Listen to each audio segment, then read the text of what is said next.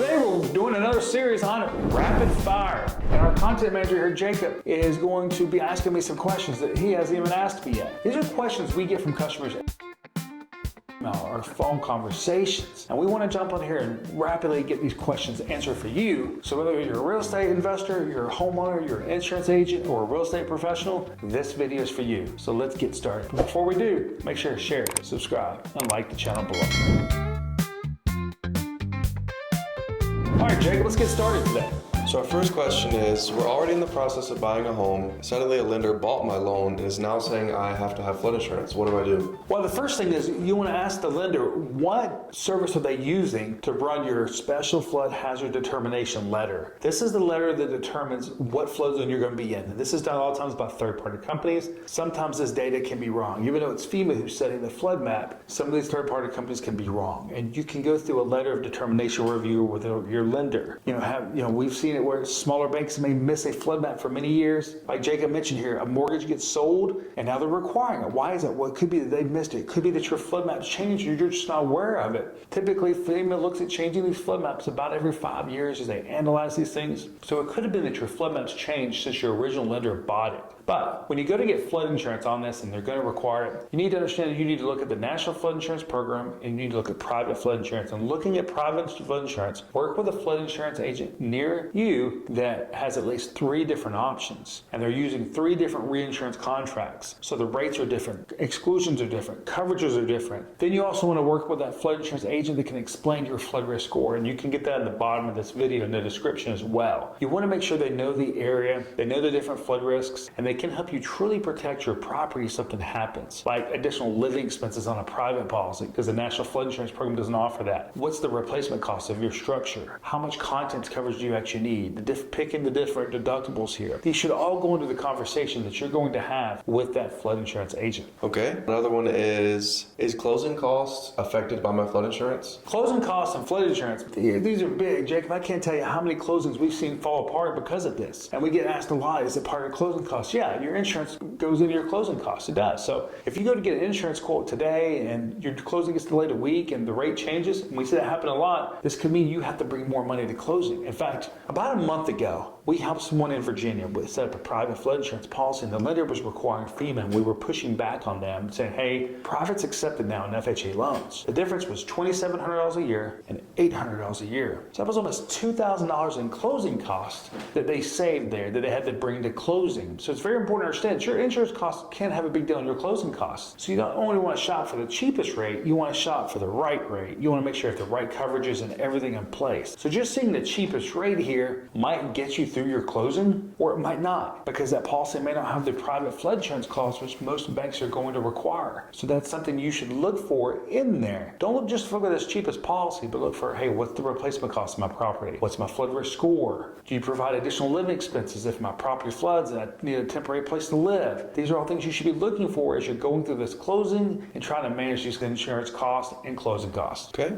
The next one is it even worth buying a house in a flood zone? Well, is it worth buying a house in a flood zone? I bought a house in a flood zone more than a decade ago. And guess what? I was in the wrong flood zone. I almost lost my house. My mortgage went from $1,200 a month to $1,600 a month at closing. I went from $300 a year to $3,000 a year on flood insurance overnight because I was in the wrong flood zone. Now, when it comes to buying houses in flood zones, what you want to take a look at is 2 things. Is it in a low-risk flood zone? Is it in a high-risk flood zone? Also called a special flood hazard area. This may be flood zone A, AE, or flood zone V. And in looking at this, you think to yourself, man, is it worth buying in a flood zone? Because my neighbor has more property value than I do, so it could have a big impact on your property value. And look, we can't tell you whether it's worth buying or not. Only you can decide that. But what you need to look at are flood insurance costs long term. Look at property value. Look at the potential to change your flood zone. And if you want to look at changing your flood zone, in the description of this video, reach out to us. We do help people with that every day, as I changed my own flood zone more than a decade ago, and we've helped more than 1,000 people to change their flood zone over the last 10 years. Okay, Chris. So now we're going to be moving to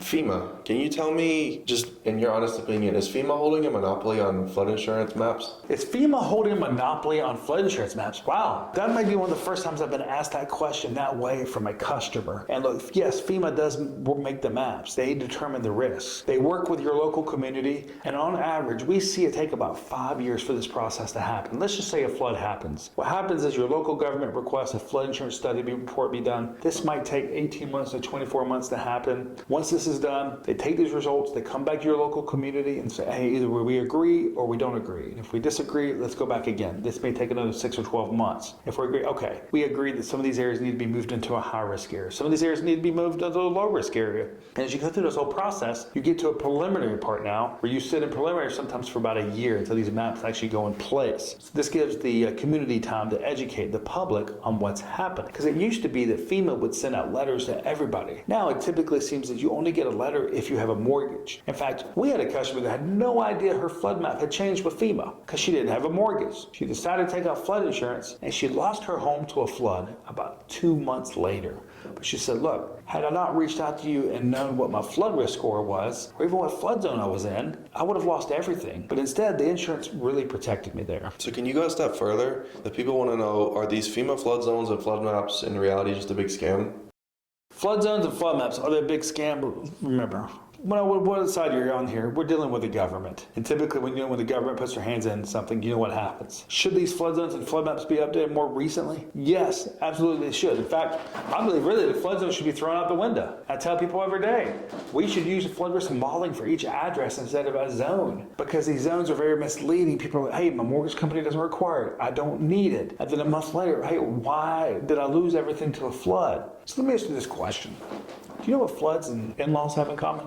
They don't know boundaries and they show up to your door at the worst time. And it's the same thing with the water. The fact that we think water is going to stop at some imaginary line is just a crazy thought. And that's why we need to use this flood risk modeling to protecting ourselves when we're looking at FEMA flood maps and FEMA flood zones. Okay, so our last one is more of a big picture thing. Does FEMA have too much control over the flood insurance situation today? So today is a lot different than it was 10 years ago, 15 years ago, when literally FEMA had all the control. And while FEMA still has a lot of control, look, your local government officials can get involved in this as well. If Risk Rating 2.0, when it went into place, your senators, your congressmen, they had a big role in Risk Rating 2.0 going through and how it was being built. It's the reason why so many senators and congressmen pushed back in areas like Louisiana, Florida, Texas, because they thought they was going to bankrupt people. And we've seen significant increases in some of these areas that's putting a lot of people in tight situations now. Now let's fast forward 10 years to now. Private flood insurance has drastically changed the last 10 years. In fact, it's probably offered in about 90 to 95% of areas now. Now, there's some situations where you just can't get private on things like severe repetitive loss properties or repetitive loss. These are typically properties that have had 2 or more, 3 or more flood claims in a 10-year period. So those types of properties may always have to go through FEMA, but you have a lot more options now with private flood insurance. Remember, private flood insurance is just not just one company. I mean, there's 10, 15, 20 different companies out there now. And sometimes if they're surplus, a bunch of different companies put together. So when you're looking at flood insurance, you want to understand that now that the National Flood Insurance Program is not your only option anymore unless you're on that severe repetitive loss list or maybe repetitive. In fact, the National Flood Insurance Program doesn't even offer coverage for coastal barrier properties many times. You can only get that through private. So in looking at that, make sure you're looking at least 3 private flood insurance options. And you're working with a flood insurance agent near you that understands your flood risk score, how these things impact rates, and long term, what your picture looks like for flood insurance costs. Okay, so we have 2 more here. The next one is, how do I appeal an adjuster's flood damage assessment? So appealing a flood damage assessment, when it comes to the National Flood Insurance Program, when you get this letter, this estimate and amount, and look, this estimate and amount have everything you need. I recently got an estimate for damage on my vehicle. It didn't even have the adjuster's contact information on there. I called the agent and it just would loop. Couldn't even leave a voicemail. Terrible experience. So when you get this, you need to understand you have about 60 days to submit back to them appealing this, that you don't agree with this claim. Maybe you want a second adjuster to come out and to review things, but you don't agree with the assessment. But the assessment for the National Flood Insurance Program should have a pretty deep explanation of how they've come to this conclusion. All right, so our last question is a big one. We're going to zoom out here. I paid too much for my flood insurance. What do I do now? Look, for someone who almost paid too much for flood insurance and deals with people every day in this situation, you're limited kind of what you can do after you've taken out this policy. For example, with the National Flood Insurance Program here in 2025, so far, they will not let you change a policy to a private policy mid-term. You've got to wait to the renewal. And a lot of the private companies have this rule as well. In fact, when setting up a private policy, you want to ask, could you change a policy midterm? A lot of them are going to have what's called minimum earned premiums. These are going to be usually 25%, 50%. You want to figure out what that is. Some of them have a 0% earned premium. This means you could switch it at any time. But if you have a National Flood Insurance Program policy, you may be stuck for a whole year. That's why paying attention to that renewal date is so important. Look, recently, we saw someone go from a $500 to a $10,000 rate in 1 year with a private company. But what happened is they missed the renewal date by 2 days, and they were stuck with it for 12 months. So you want to make sure that doesn't happen to you by paying attention to that renewal date